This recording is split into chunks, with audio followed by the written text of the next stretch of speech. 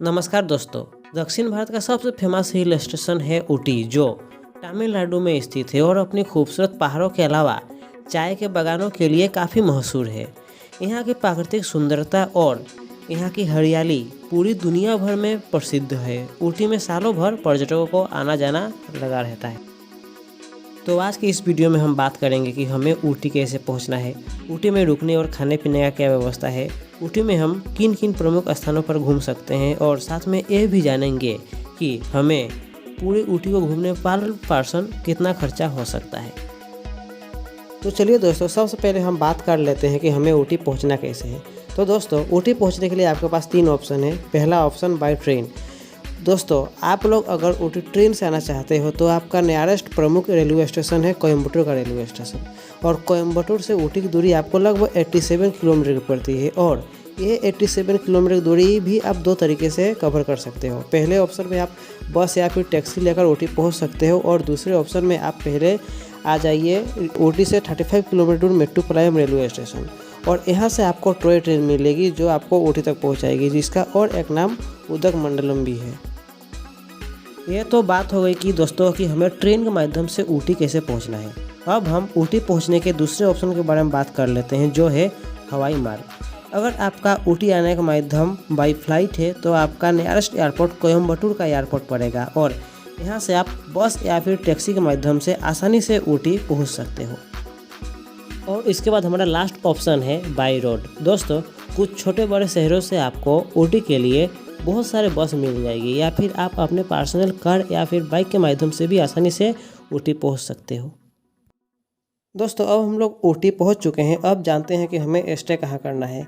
तो दोस्तों, ऊटी में स्टे करने के लिए आपके पास 2 लोकेशन है। पहला तो ऊटी बस स्टेशन के पास और दूसरा ऊटी लेक के पास। तो आप इन दोनों लोकेशन में से किसी भी लोकेशन पर होटल लेकर स्टे कर सकते हैं, और यहाँ पर रूम की कॉस्ट 800 रुपये से शुरू हो जाता है। तो आप अपने बजट अनुसार किसी भी लोकेशन पर होटल का रूम लेकर स्टे कर सकते हो।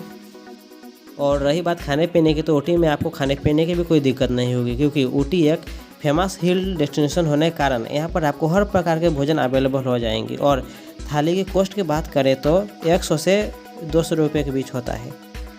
अब आगे बढ़ते हैं दोस्तों, और जानते हैं कि हमें ऊटी में कितने दिनों का ट्रिप बनना चाहिए और यहाँ आने का बेस्ट सीज़न कौन सा है। तो दोस्तों, अगर आपके पास समय की कमी है तो आप ऊटी में 2 दिनों का ट्रिप बनाइए, और इन 2 दिनों में आप लगभग सारे प्रमुख स्थानों पर आराम से घूम लेंगे। और रही बात ऊटी आने की, तो मानसून या फिर विंटर में आप ऊटी आ सकते हो। ऐसे तो समर के सीज़न में भी आप आ सकते हो, लेकिन इस सीज़न में आपको ऊटी घूमने में उतना ज़्यादा मज़ा नहीं मिलेगा। अब बात कर लेते हैं कि हमें इन 2 दिनों में कौन कौन सी जगह घूमना है और हमारा साधन क्या होगा। तो सबसे पहले आप चले आइए ऊटी लेक, जो कि एक बहुत बड़ा झील है। यहाँ पर आप बोटिंग भी कर सकते हो। 20 रुपये यहाँ का एंट्री टिकट होता है। यहाँ पर आप मोटर बोटिंग और पैदल बोटिंग दोनों कर सकते हो। अगर आप पैदल बोटिंग करते हो तो उसका कॉस्ट आपको 200 रुपये पड़ेगा, और वहीं अगर आप मोटर बोटिंग करते हो तो यहाँ ये चार्ज आपको 600 रुपये तक होता है। इसके अलावा ऊटी मार्केट से आप बहुत सारी चीज़ें खरीद सकते हो, जैसे कि हाथ से बनी हुई चीज़ें, रुद्राक्ष, ये सब। तो दोस्तों, ऊटी लेक में घूमने के बाद आप चले आइए थ्रेड गार्डन। यहाँ पर आपको ढेर सारे फूलों का कलेक्शन देखने को मिलेगा। यहाँ का नज़ारा बहुत ही आकर्षक होता है। तो आप यहाँ पर भी कुछ समय बिताइए, और यहाँ से प्रस्थान करिए अपने अगले स्थान की तरफ, जो है कुन्नूर। ऊटी से कुन्नूर की दूरी आपको 21 किलोमीटर की पड़ेगी, और यहाँ जाने के लिए आपको टैक्सी की ज़रूरत पड़ेगी, जिसके बारे में हम आगे बात करेंगे। अब बात कर लेते हैं कि कुन्नूर में हमें क्या क्या देखने को मिलेगी। तो दोस्तों, कुन्नूर में आपको टी गार्डन देखने को मिलेगी, साथ ही साथ वहाँ की प्राकृतिक नज़ारा देखने को मिलेगी, वहाँ की कॉफ़ी और टी फैक्ट्री देखने को मिलेगी। इसके अलावा और भी बहुत सारी चीज़ें देखने को मिलेगी। ये सब देखने के बाद आप प्रस्थान करिए अगला स्थान बोटानिकल गार्डन की तरफ। यहाँ का एंट्री फीस 50 रुपये का होता है। यहाँ पर आप कुछ समय बिता सकते हैं। यहाँ का नज़ारा काफ़ी शानदार होता है, जहाँ पर आप फोटोग्राफी और वीडियोग्राफी भी कर सकते हैं। इसके बाद आप प्रस्थान करिए अपने अगला स्थान लेम्स रॉक की तरफ। तो लेम्स रॉक एक व्यू पॉइंट है, जहाँ से आपको पूरे ऊटी शहर का एक शानदार नज़ारा देखने को मिलेगा। फ़ोटोशूट के लिए भी ये जगह काफ़ी फेमस है। यहाँ का एंट्री फीस 20 रुपये का होता है, तो आप यहाँ पर भी जाकर कुछ समय बिता सकते हो। इसके बाद यहाँ से आप चले आइए स्लीपिंग लेडी व्यू पॉइंट। ये भी दोस्तों एक व्यू पॉइंट है, जहाँ से आपको काफ़ी आकर्षक नज़ारा देखने को मिलेगा। यहाँ पर आप कुछ समय व्यतीत करिए। इसके बाद आप चले आइए रोज़ गार्डन की तरफ। यहाँ का एंट्री टिकट भी आपको 50 रुपये का पड़ेगा। यहाँ पर आपको बहुत सारे प्रजाति के फ्लावर्स देखने को मिलेगी जो आपको काफ़ी शानदार अनुभव प्रदान करेगी। दोस्तों डे 1 में आप इन सारे जगह घूमकर वापस अपने रूम में आकर स्टे कर लीजिए। और डे 2 में अर्ली मॉर्निंग में आपको निकलना है प्याकरा के लिए। दोस्तों ऊटी से प्याकरा की दूरी आपको 21 किलोमीटर की पड़ती है, लेकिन आपको डायरेक्ट प्याकरा नहीं जाना है क्योंकि बीच में आपको और भी कई सारे लोकल पॉइंट्स विजिट कर लेना है। उसके बाद लास्ट में प्याकरा पहुंचना है। ऊटी से निकलने के बाद हमारा सबसे पहला स्थान है पाइन फॉरेस्ट। यहाँ पर आपको बहुत सारे पाइन का ट्रीज देखने को मिलेगी। यहाँ पर आपको हॉर्स राइडिंग का भी ऑप्शन मिलता है। पाइन फॉरेस्ट का एंट्री फीस 20 रुपये का होता है। तो दोस्तों पाइन फॉरेस्ट से निकलने के बाद हमें अगला स्थान जाना है जो कि है ट्री पार्क। यहाँ पर भी आप कुछ समय बिता सकते हैं। यहाँ पर भी आपको काफ़ी शानदार अनुभव मिलेगा, तो आप यहाँ पर भी विजिट कर सकते हो। इसके बाद आप चले आइए वेनलॉक पॉइंट।